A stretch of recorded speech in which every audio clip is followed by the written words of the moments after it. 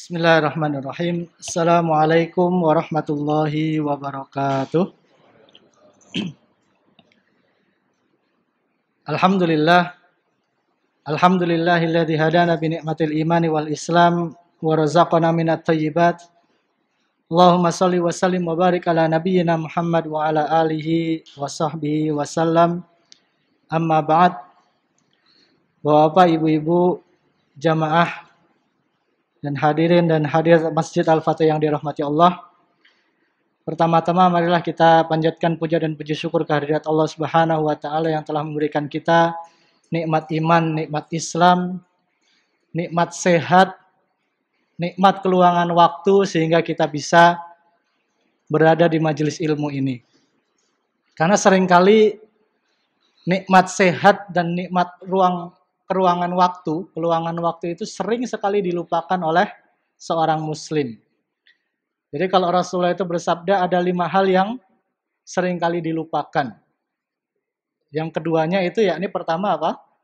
Faraghoka qabla sughlika, yakni waktu kekosonganmu sebelum kesibukanmu, wasihhataka qabla saqomika, dan masa sehatmu sebelum masa sakitmu. Salawat dan salam mari kita junjungkan kepada Nabi kita Muhammad SAW yang telah membawa umat ini menjadi umat yang selalu diridhoi oleh Allah Subhanahu wa taala.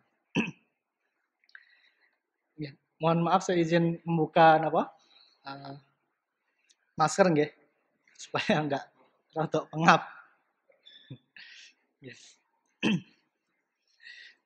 Baik jamaah sekalian, insyaallah pada sore hari ini kita akan membahas tentang hadis yang kedua. Yang mana kalau 2 bulan yang lalu kita membahas hadis yang pertama itu merupakan salah satu hadis daripada pondasi Islam yang berkaitan dengan niat. Nah, pada hari ini kita membahas tentang ruang lingkup ajaran Islam. Nah, kalau kita lihat dalam hadis yang kedua ini di mana akan berkisah tentang Malaikat Jibril yang mengajarkan kepada para sahabat Rasulullah SAW tentang apa itu Islam, iman, dan ihsan. Maka kalau kita lihat bahwasanya ruang lingkup ajaran Islam itu kan cuma 4. Pertama akidah, kedua ibadah, ketiga muamalah, keempat akhlak. Ya, 4 ini adalah bagian daripada ruang lingkup ajaran Islam. Ketika kita berbicara mengenai masalah akidah, di situ diwakili dengan yang namanya rukun iman. Dan ketika kita berbicara mengenai masalah ibadah, muamalah, dan akhlak, di situ kita diwakili dengan yang namanya rukun Islam dan juga ihsan. Ya. Maka hadis yang kedua ini mencakup daripada ruang lingkup daripada ajaran Islam itu sendiri. Dalam hadis yang kedua ini diriwayatkan oleh Umar bin Khattab radhiyallahu anhu aidon, ya ini kalau hadis yang pertama kemarin diriwayatkan oleh sahabat Umar bin Khattab radhiyallahu anhu, sebagaimana hadis yang kedua ini yakni diriwayatkan oleh Umar bin Khattab. Ia mengatakan bainama nahnu julusun 'inda Rasulillah sallallahu alaihi wasallam, yakni suatu ketika kami para sahabat duduk bersama Rasulullah sallallahu alaihi wasallam dzata yaumin ittala alaina rajulun syadidu bayadis thiyab. Pada ketika kami duduk-duduk itu kemudian datanglah seorang laki-laki, seorang pemuda yang mana pemuda itu memiliki memiliki pakaian yang begitu putih. Syadidu sawadi syar, dan kemudian dia juga memiliki rambut yang begitu hitam. La yura alaihi atharus safar, dan tidak diketahui bahwasanya dari diri dia itu tidak diketahui bahwasanya dia itu dari sebuah perjalanan yang jauh atau baru saja melakukan safar. Karena sangat bersih sekali, rambutnya hitam, bajunya putih gitu ya. Wala ya'rifuhu minna ahad, dan tidak ada di antara para sahabat itu yang mengenal siapa beliau itu. hatta jalasa ila Nabi sallallahu alaihi wasallam fa asnada rukbatayhi ila rukbatayhi wa wada'a kaffaihi ala fakhidaihi. Dan ketika para sahabat itu tidak tahu siapa beliau ini, kemudian beliau itu tiba-tiba duduk di depan Rasulullah Shallallahu Alaihi Wasallam, faasnada rukbataihi, dan kemudian apa? Duduknya itu menempelkan dengkulnya. Jadi ketika duduk bersila, itu dengkul dengan dengkul itu apa? Bersinggungan. Nah, kurang lebih begitu. Wa wada'a kaffaihi ala fakhidahi. Kemudian tangan daripada pemuda tadi memegang apa? Paha daripada Rasulullah Shallallahu Alaihi Wasallam. Yang mana ini menandakan bahwasannya ada beberapa faedah dari sini dulu, ya. Di situ dilihat bahwasannya ketika kita ini ingin berjumpa dengan para ulama, berjumpa dengan orang-orang yang lebih mulia, berjumpa dengan para pemimpin kita, atau juga dalam menuntut ilmu, itu pun ada adabnya. Pertama, kalau kita lihat di sini, ketika para sahabat mengetahui bahwasanya pemuda ini datang dengan keadaan yang sangat bersih sekali. Dan kemudian apa? Beliau langsung duduk ya di depan Rasulullah Shallallahu Alaihi Wasallam dengan duduk yang siap untuk mendapatkan ilmu, seakan-akan begitu. Ya. Dari bersihnya pakaian, ya, kemudian adab dalam atau akhlak dalam menuntut ilmu, di sini jelas sekali bahwasanya kita pun dalam apa? Dalam berjumpa dengan ulama tadi dan juga dalam menuntut ilmu pasti semua ada adabnya. Maka kalau kita melihat, kalau di sini kan salah satu bagaimana adab dalam menuntut ilmu kan dekat dengan gurunya. Datang kepada gurunya. Tapi kalau kita melihat fakta dan fenomena saat ini, bagaimana masyarakat, ya, dan itu saya alami sendiri bagaimana para siswa, mahasiswa itu kadang bertolak belakang dengan masalah adab. Kadang ada yang meremehkan, ada yang ya macam-macam. Ya, kalau kita lihat para ulama dahulu, ketika mereka sebelum menuntut ilmu, para ulama itu banyak yang mengatakan ta'allamul adab qabla an tata'allamal ilma. Belajarlah kalian itu perkara masalah adab sebelum kalian belajar perkara masalah ilmu. Karena sangat penting sekali di sini perkara adab itu bisa menjadikan apa? Sebuah keikhlasan daripada seorang guru itu sendiri yang memberikan ilmu kepada kita. Sehingga ketika keikhlasan itu ada dari seorang guru dan sampai kepada diri kita, disitulah ada yang namanya sebuah keberkahan ilmu. Nah, ini yang sering sekali banyak dilupakan oleh masyarakat kita. Mohon maaf bukan berarti menyindir para Bapak Ibu sekalian. Maka sering sekali, mohon maaf sekali lagi, ketika dalam belajar itu saya sering sekali ketika ketika di dalam kelas itu ada beberapa mahasiswa yang ngobrol sendiri, ada yang mainan HP sebenarnya. Itu kan sebenarnya bagian daripada adab ketika mereka itu siap nggak sih menuntut ilmu bersama kita. Ketika dia siap kan berarti secara tidak langsung dia harus apa? Harus fokus. Gitu. Tapi ketika kita pun sibuk dengan diri kita, dengan ngobrol dengan orang lain, bermain HP sendiri dan yang lainnya, yaitu menandakan bahwasanya memang ya seperti itulah kesiapan kita dalam menuntut ilmu itu sendiri. Ya. Mohon maaf bukan berarti menyindir dari para jamaah yang bermain HP, ya. Tapi ini bagian daripada nilai-nilai pertama yang mungkin kita dapatkan dari pelajaran sebuah hadis ini. Ya. Kemudian kita lanjutkan. Setelah tadi duduk bersama Rasulullah Shallallahu Alaihi Wasallam dan menempelkan tangannya di paha Rasulullah, kemudian pemuda tadi mengatakan, waqala ya Muhammad, akhbirni anil Islam. Lihat perkataan yang pertama, beliau memanggil Rasulullah itu dengan kata ya Muhammad, tapi tidak dengan kata ya Rasulullah. Kenapa?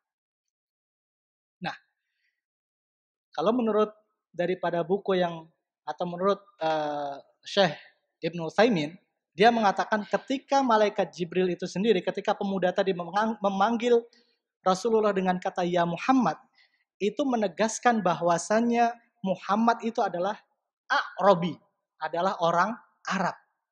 Kenapa? Karena kebiasaan orang Arab itu ketika memanggil orang lain, biasanya dengan namanya. Kalau kita lihat sejarah, tidak jarang sekali ya para sahabat atau para kafir Quraisy itu memanggil nama Rasulullah itu dengan Rasulullah, tidak. Memanggilnya dengan kata Muhammad. Bahkan Rasulullah Shallallahu Alaihi Wasallam sendiri pun ketika mengajarkan banyak sekali doa, salah satu daripada doa yang diajarkan oleh Rasulullah kepada para sahabatnya, seperti misalkan doa iftitah. Allahumma sholli ala Muhammad. Langsung disebutkan namanya, gitu ya. Dan tidak ada tambahan Allahumma sholli ala Sayyidina Muhammad, tidak ada. Maka kalau kita lihat semua hadis ya yang berkaitan dengan doa, maka pasti tidak akan ada tambahan kata Sayyidina atau Habibina atau ya seperti ucapan-ucapan namanya panggilan-panggilan sebuah penghormatan kepada Rasulullah itu sendiri. Tidak ada. Pasti Rasulullah selalu mengatakan asyhadu anna Muhammadan. Jadi menyebut namanya langsung.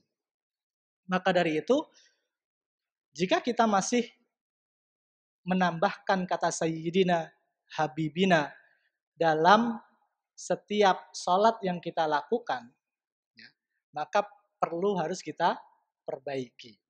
Ya, karena apa? Karena memang tidak ada tuntunannya dari Rasulullah Shallallahu Alaihi Wasallam menambahkan kata Sayyidina dalam ibadah kita, kecuali misalkan ketika kita memberikan ceramah saat ini khutbah, kemudian saya mengatakan Allahumma sholli wa sallim ala Sayyidina wa Habibina Muhammad, boleh tidak?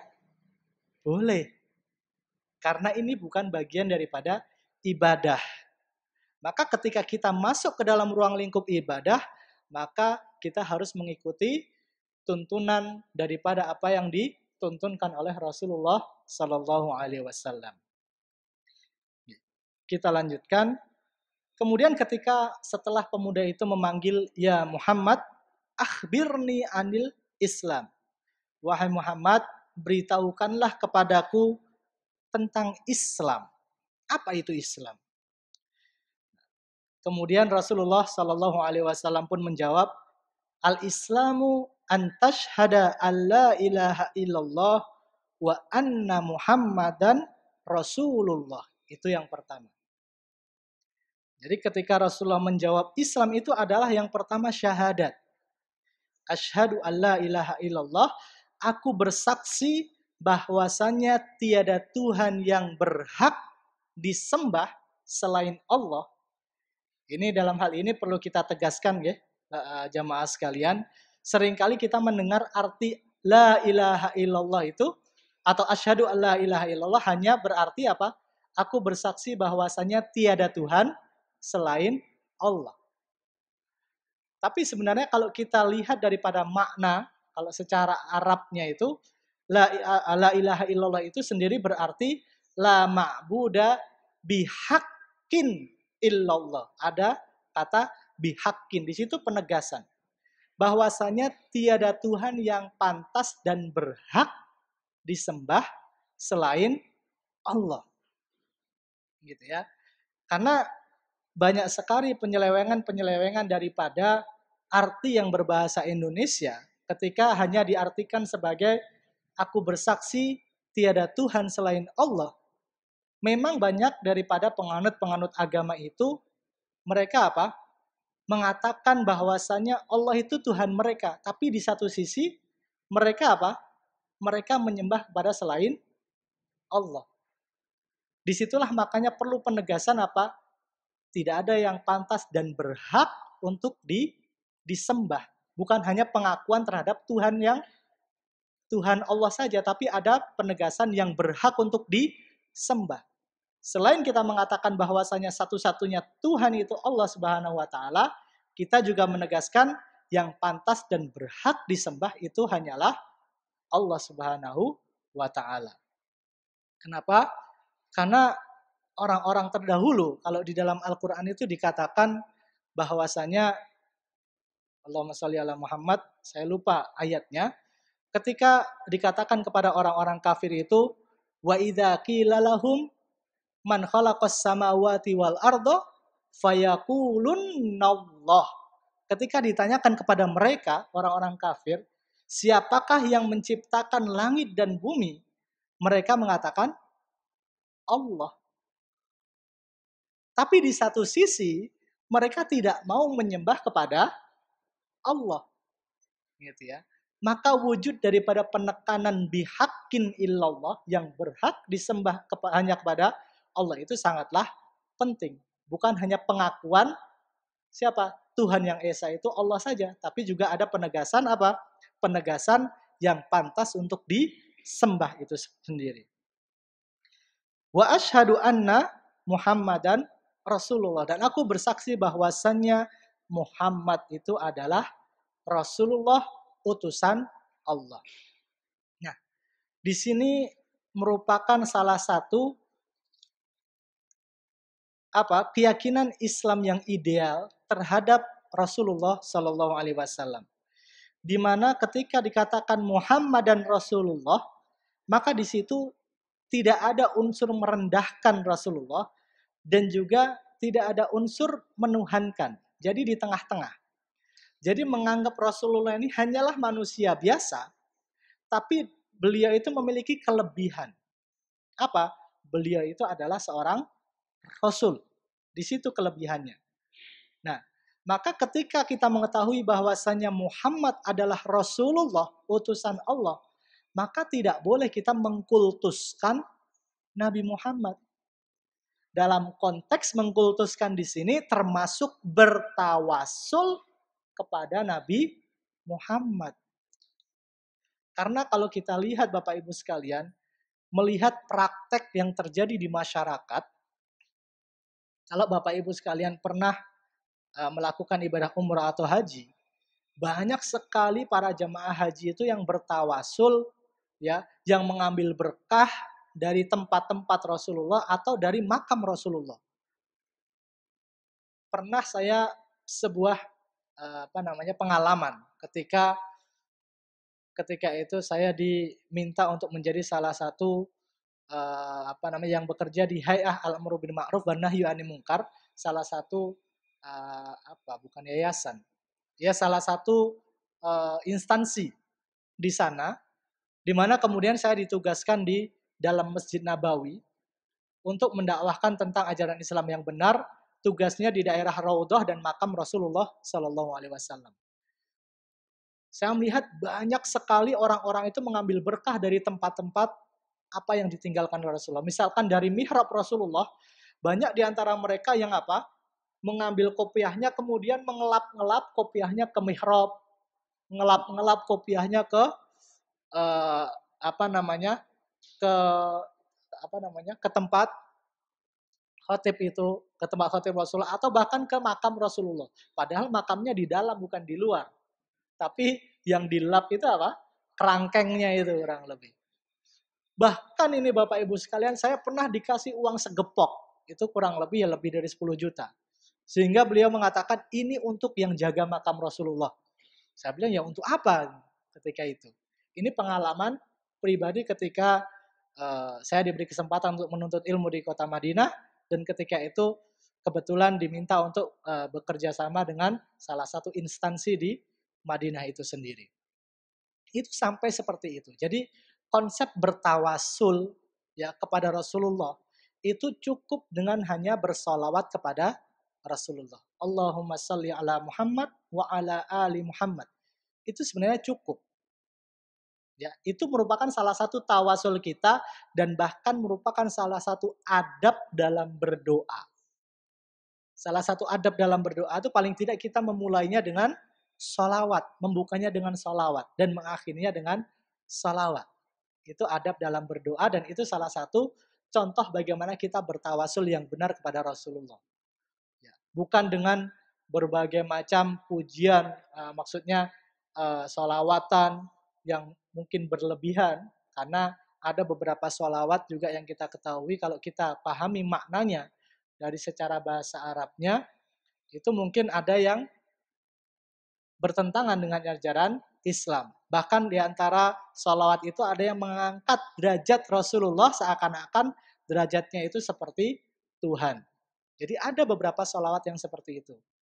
Tapi seringkali kita tidak paham arti daripada sholawat itu karena mungkin nggak ngeh gitu ya, atau bisa tidak tahu arti daripada sholawat yang sering kita ucapkan atau kita lantunkan itu sendiri.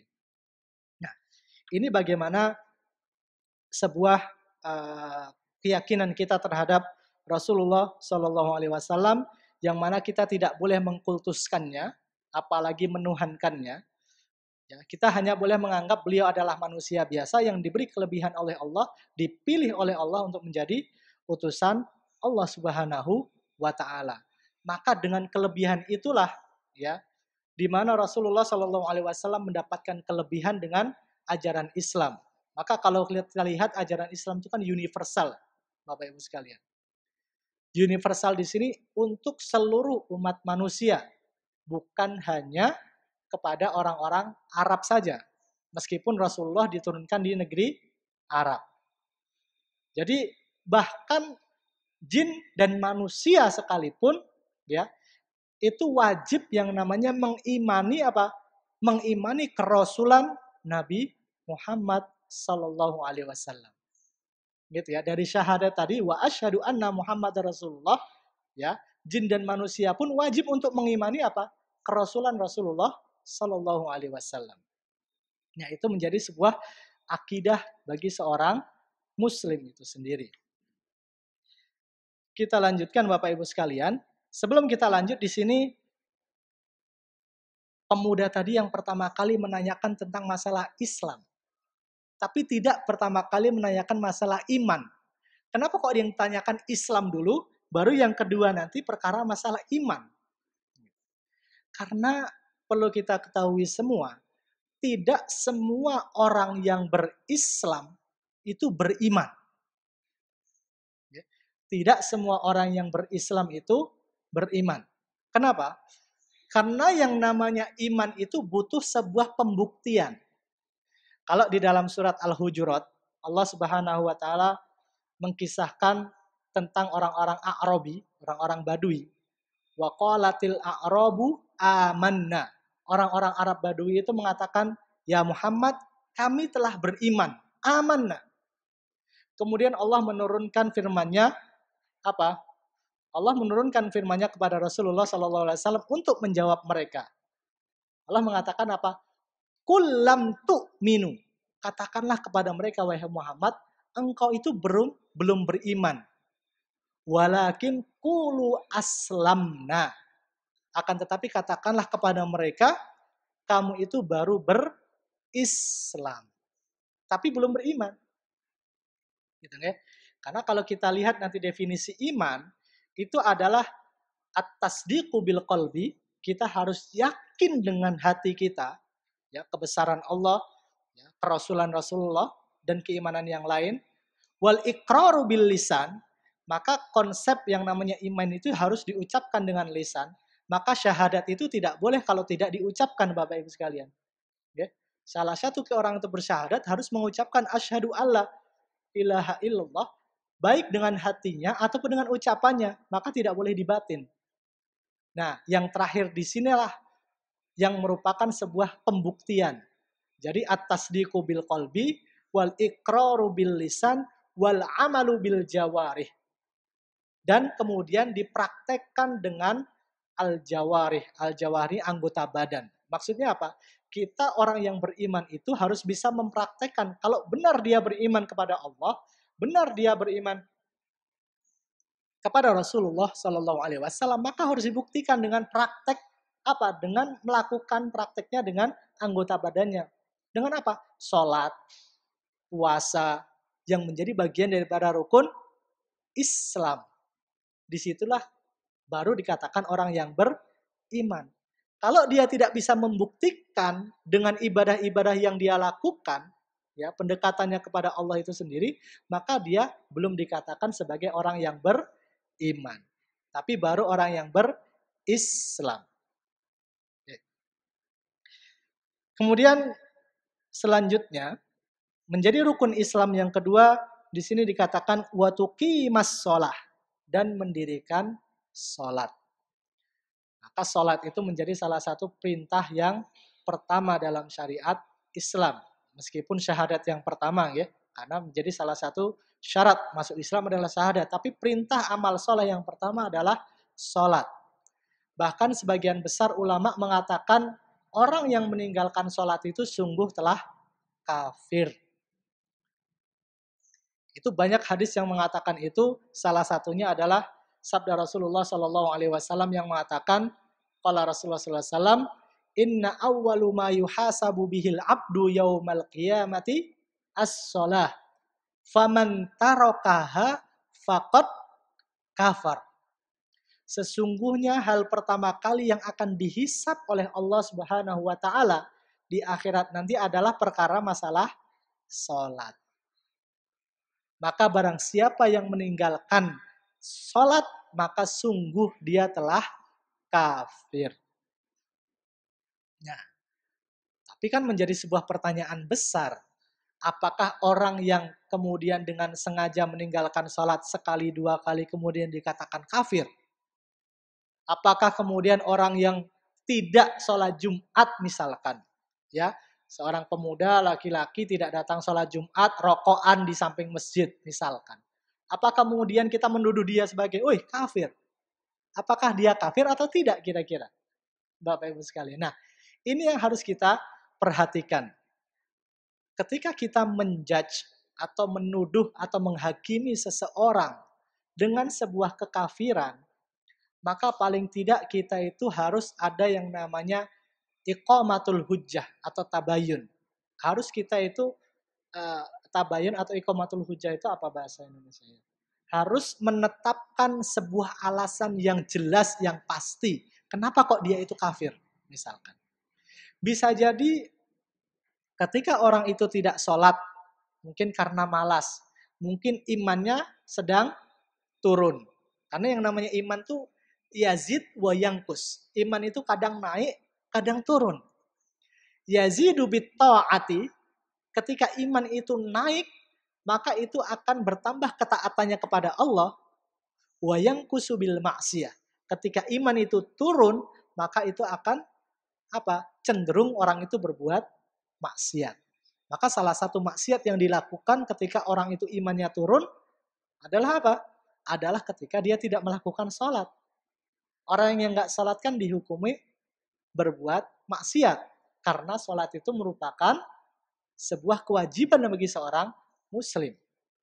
Maka dari itu Bapak Ibu sekalian, belum tentu orang yang meninggalkan sholat, mungkin bisa jadi karena malasnya, atau bisa jadi karena syubhat yang ada di dalam pikirannya. Contohnya bagaimana? Ada syubhat di sini. Misalkan begini. Kalau ada orang yang mengatakan, apa sih sholat itu? Sholat kan bahasa Arab. Arti daripada sholat itu kan doa. Ad-doa. Ya. Sholat itu artinya doa. Secara bahasa Arab. Apa sih doa itu? Doa itu kan artinya zikrullah. Mengingat Allah. Maka pada sejatinya yang namanya sholat itu tujuan utamanya adalah mengingat Allah. Maka kalau seandainya Bapak Ibu sekalian, ketika saya duduk di sini kemudian saya astagfirullah, astagfirullah, astagfirullah. Saya sudah ingat Allah belum? Sudah. Berarti secara tidak langsung saya sudah sholat dong. Maka untuk apa saya sholat lagi? Kan saya sudah ingat kepada Allah. Substansi daripada sholat sudah saya dapatkan. Betul tidak?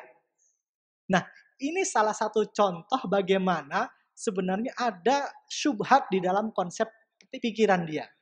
Syubhat dalam pemahaman dia tentang ajaran Islam, khususnya sholat. Dan itu banyak. Banyak sekali orang-orang yang memiliki kesalahan-kesalahan dalam konsep berpikir seperti itu. Sehingga akhirnya meremehkan sholat dan akhirnya berujung kepada tidak sholat. Nah, orang-orang yang seperti itu, mungkin kemalasannya, mungkin adanya syubhat di dalam konteks berpikirnya, maka dia tidak dihukumi sebagai orang kafir.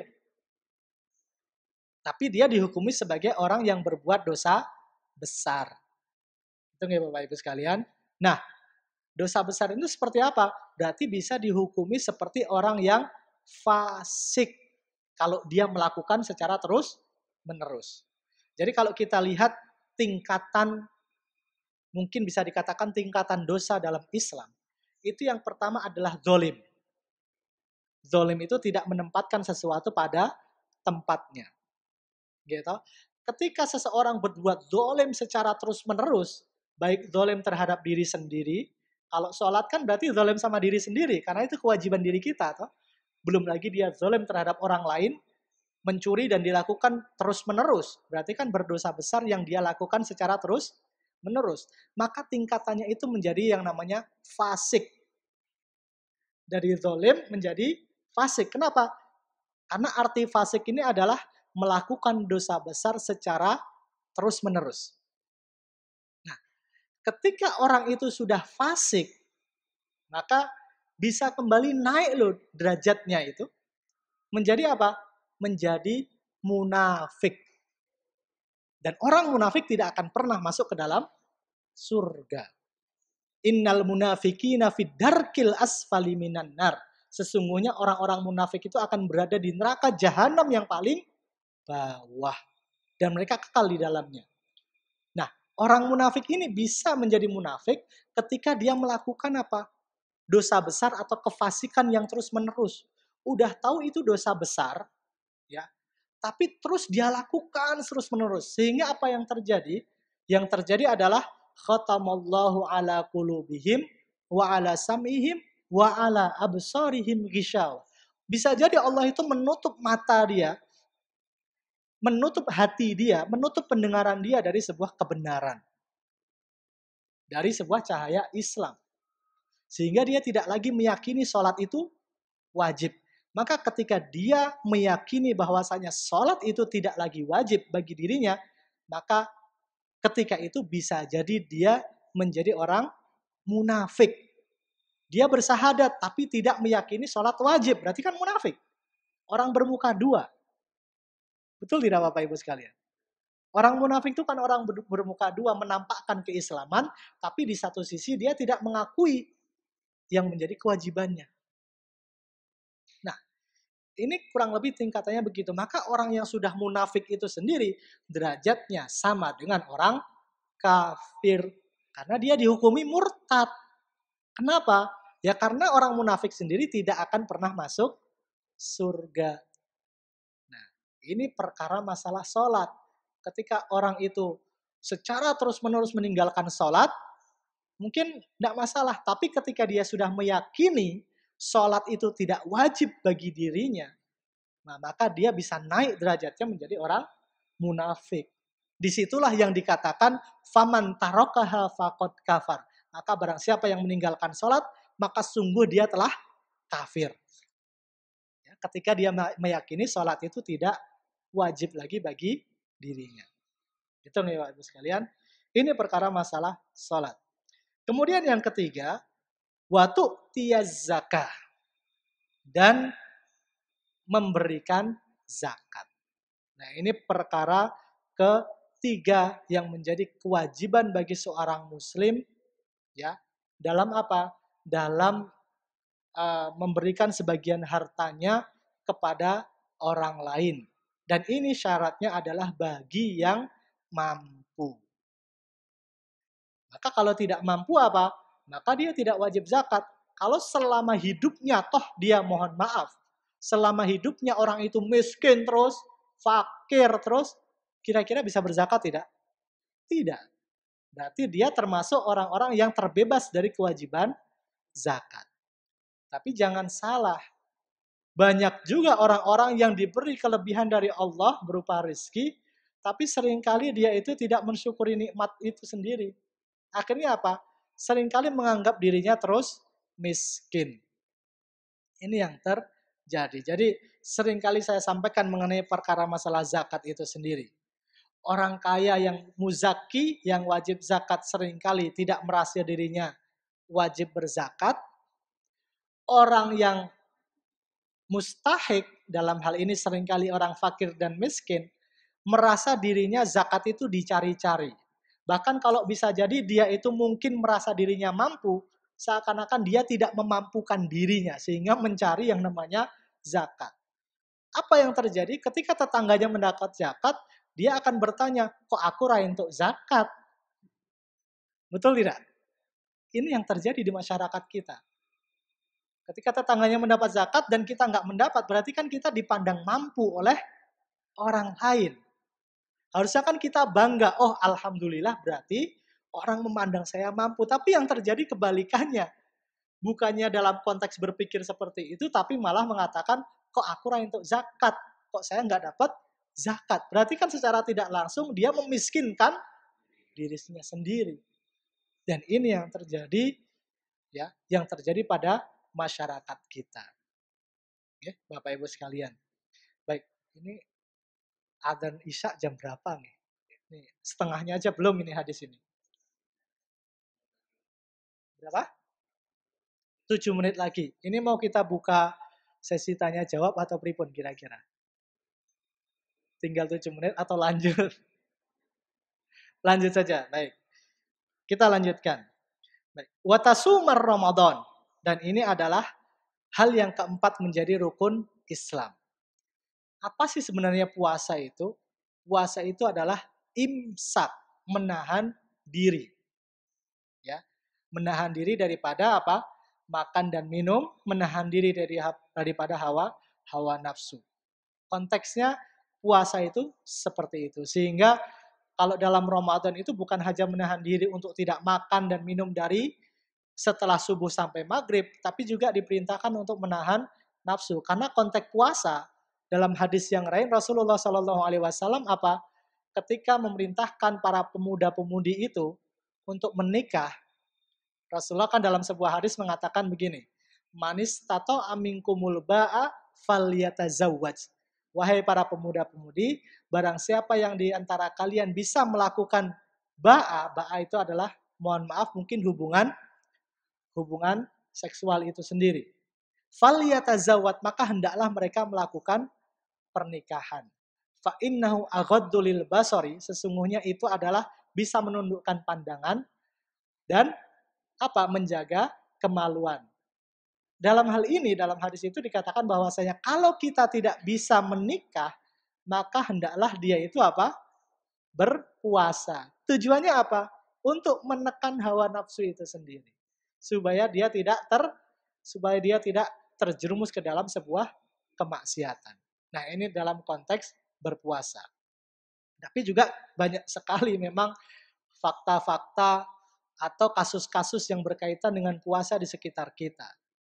Ya, bagaimana misalkan seseorang itu sakit atau yang sering terjadi ini adalah perempuan yang hamil. Ketika seseorang itu hamil, kemudian tahun depan dia berarti menyusui. Padahal orang yang hamil dengan menyusui boleh tidak berpuasa. Tapi bisa jadi mampu orang yang menyusui itu berpuasa. Permasalahannya boleh tidak ketika seorang perempuan itu menyusui, kemudian dia tidak berpuasa. Nah, ini kan banyak sekali permasalahan-permasalahan dalam konteks berpuasa. Oke. Nah, maka Bapak Ibu sekalian, ketika seseorang itu mampu untuk melakukan puasa, ya, dalam keadaan hamil ataupun menyusui dan dia merasa dirinya mampu dan tidak mendatangkan kemudaratan kepada janin atau bayi yang disusui, maka dia tetaplah apa? Disunnahkan untuk berpuasa. Karena itu menjadi sebuah kewajiban. Tapi ketika di situ ada ketakutan bahwasanya bayinya atau janinnya akan terjadi sesuatu, maka barulah di situ seseorang boleh tidak berpuasa. Siapa yang bisa mengukur? Ibunya sendiri, orang yang menjalankan puasa. Nah, lantas bagaimana kalau sekarang hamil? besok menyusui, tahun depannya hamil lagi. Lah kapan puasanya? Kalau begitu terus mungkin bisa terjadi lebih dari 5 tahun. Mohon maaf mungkin ini pengalaman pribadi seperti saat ini. Okay. Baru kemarin berapa bulan yang lalu istri saya melahirkan dan saat ini mungkin baru 11 bulan. Tapi di saat ini pun istri sudah hamil 6 bulan. Nah, kan nyambung terus gitu ya. Nah, kalau seandainya itu terus nyambung bagaimana? Berarti dia bisa jadi nggak puasa selama sekian tahun. Begitu nggak Bapak Ibu sekalian? Nah, ini dalam konteks berpuasa memang banyak sekali kasus-kasus yang berkaitan dengan ini. Maka kembali lagi, ketika seseorang itu mampu dan dia merasa tidak mendatangkan kemudorotan bagi janin dan bayinya, maka ya dia paling tidak disunahkan untuk berpuasa. Maka kalau seandainya dia tidak berpuasa, apa yang dilakukan? Dia mencoba untuk mengkodoknya. Kalau seakan-akan dia ketika mengkodoknya tidak mampu, baru dia membayar fidyah. Gitu ya. Maka jangan kemudian kita memudahkan aku raposo, wis bayar fidyah. Selesai sudah. Orang yang bayar fidyah kan berarti sudah tidak berpuasa karena bebas dari apa? Bebas dari tanggungan puasa. Jadi ini yang mohon maaf ini yang banyak sekali kasus-kasus yang terjadi di antara ibu-ibu sekalian, ya banyak yang memudahkan itu sehingga dikit-dikit bayar fidyah selesai kewajiban dia atau gugur kewajiban dia dalam berpuasa. Itu nih Bapak Ibu sekalian. Ya mungkin ada 2 menit, ada mungkin pertanyaan atau masih ada 2 menit nih sebelum adzan. Saya selesaikan dalam rukun Islam ya. Yang terakhir, wa tahujjal baita in istata'ta ilaihi sabila. Yang kelima dalam rukun Islam ini adalah dan melaksanakan ibadah haji bagi mereka yang mampu. Ini istata'ta ilaihi sabila. Yang mampu di sini apa yang menjadi patokannya? Apakah hanya sekedar mampu finansial ataukah mampu dalam konteks kemampuan dalam rohaninya dari sudah siap jiwanya untuk melakukan haji. Karena banyak orang kaya tapi mengatakan dirinya apa? Kosek, aku rung mantep. Kenapa? Karena takut ketika dia sudah haji dia kembali kepada kemaksiatan lagi. Sehingga menunda-nunda untuk apa? Untuk berhaji. Dan ini banyak sekali. Dan ini yang terjadi. Maka apa standar mampu dalam konteks ini statokta ini sendiri? Jadi dalam konteks definisi mampu dalam hal berhaji, maka kita juga harus tahu bahwasanya mampu di sini standarnya adalah mampu dalam hal harta. Jadi harta di sini mampu adalah mampu untuk mencapai ke kota tujuan dan kemudian mampu untuk kembali ke negara asalnya. Di satu sisi juga beliau mampu untuk menafkahi keluarga yang ditinggalkan. Itu sebenarnya konteks definisi ini stata'ta ilaihi sabila. Kalau seandainya engkau mampu menuju ke sana. Ya, dalam konteks mampu ini pasti jelas bahwasanya kemampuan itu sesuai dengan kemauan. Ya, sesuai dengan kembali innamal a'malu binniyat. Segala sesuatu itu tergantung daripada niatnya. Berapa banyak pemulung-pemulung, berapa banyak seseorang yang kerjaannya hanya menjual mainan anak-anak, tapi dia mampu untuk berhaji. Tapi berapa banyak juga orang-orang yang gajinya puluhan juta, tapi sampai detik ini tidak melaksanakan haji. Nah, ini konteks daripada kemampuan itu juga berkaitan dengan yang namanya kemauan, keinginan atau niat itu sendiri. Ketika kita sudah niat, maka Allah pun akan membuka jalan kita itu sendiri. Ya, kurang lebih itu dalam konteks watahujjal baita. Dan kita untuk melakukan ibadah haji ke Baitullah, mampu dalam hal finansial.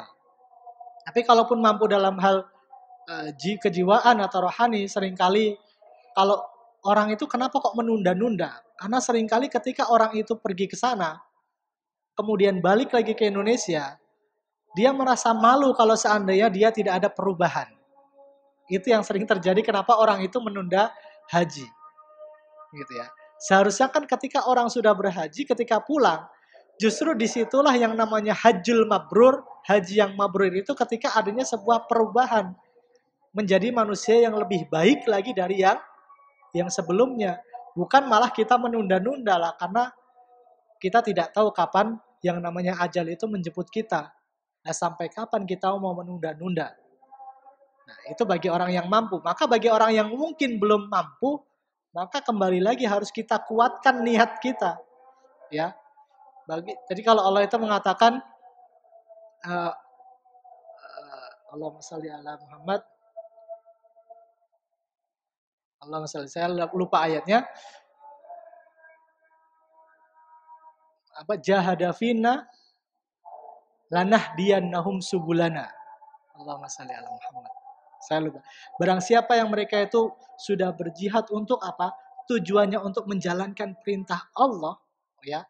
Maka lanahdiyannahum subulana, maka Allah pun akan memberikan petunjuk kepada dia apa? Kepada jalan Allah. Kalau memang dia itu memang berjihad, berusaha dengan sungguh-sungguh dalam apa? Untuk melaksanakan ibadah haji, apapun profesinya, maka Allah pun akan membantu. Lanahdiyannahum, maka Allah akan memberi petunjuk, memudahkan dia untuk melaksanakan yang namanya ibadah haji itu sendiri. Maka kembali lagi kepada innamal a'malu binniyat. Mohon maaf atas segala kesalahan dan kekurangan pada kesempatan pada sore hari ini. Mari kita tutup kajian pada sore hari ini dengan bersama baca hamdalah dan doa kafaratul majelis. Alhamdulillahirabbil alamin. Subhanakallahumma bihamdika asyhadu an la ilaha illa anta astaghfiruka wa atubu ilaik. Assalamualaikum warahmatullahi wabarakatuh.